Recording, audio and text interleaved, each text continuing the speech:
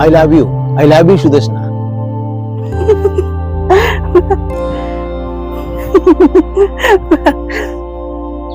অমিত, আমরা হাসছি কেন রে?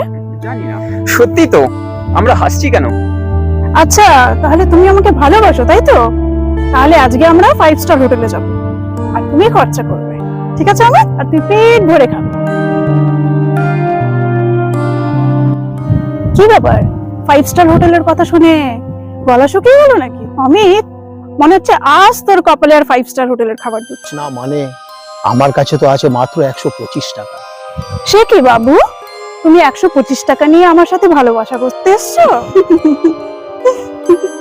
সুদেশনা, তোমাকে আমি নিজের জীবনের থেকেও অনেক বেশি ভালোবাসি। ও তাই?